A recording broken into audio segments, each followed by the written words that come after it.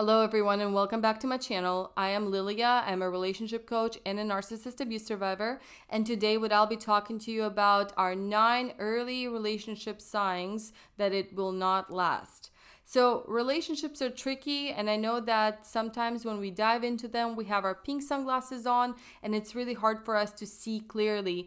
And unfortunately, we end up wasting a lot of time dating somebody when we can actually see early signs that something's not going to last. Today, I want to share some signs with you to look out for so that you're not wasting your time and you're not wasting your partner's time. So let's go ahead and dive into it. Number 1 is when your relationship is based on nothing but physical attraction.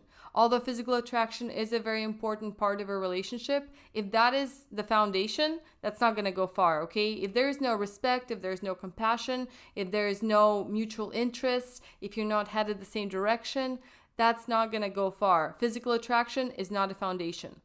Number 2 is when you absolutely cannot stand that close circle of friends that your partner has.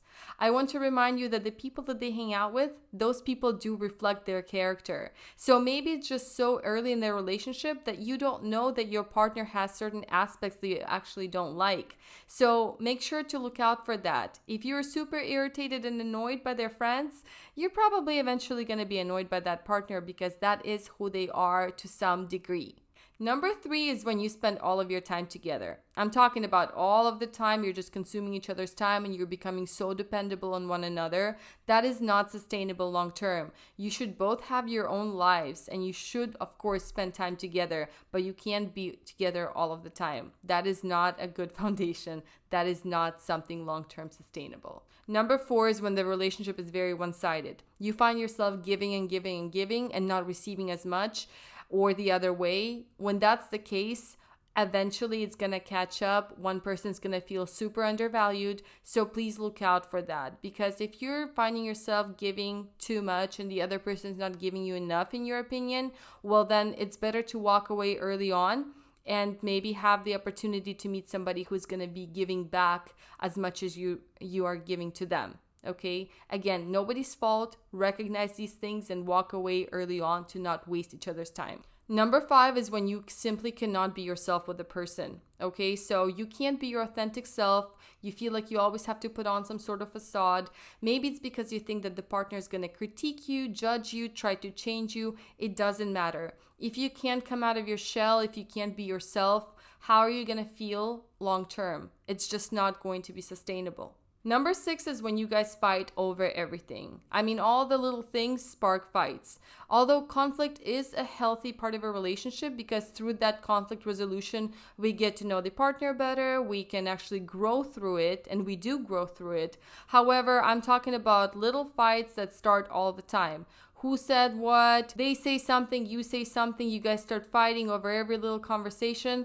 That is simple incompatibility. It's not going to go far, so it's better to once again not waste each other's time and walk away. Number 7 is when you and your partner do not have mutual trust. Whether it's you being unable to share with them your insecurities and vulnerabilities, to being suspicious over who they're texting, who they're seeing, not being able to communicate that's not going to be something long-term sustainable unless, of course, you find a way to communicate. Communication is key here because you can build that trust because sometimes we come from a place where we have, our own baggage. Most of us do. We have our insecurities. We have our trust issues. So maybe you're just having a hard time trusting the person.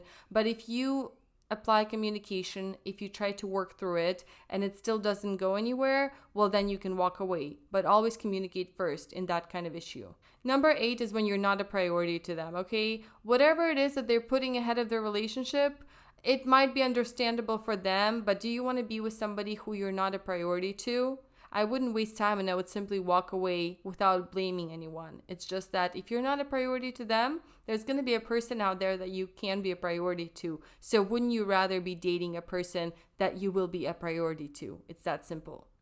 And number 9 is when you guys are in completely different stages in life.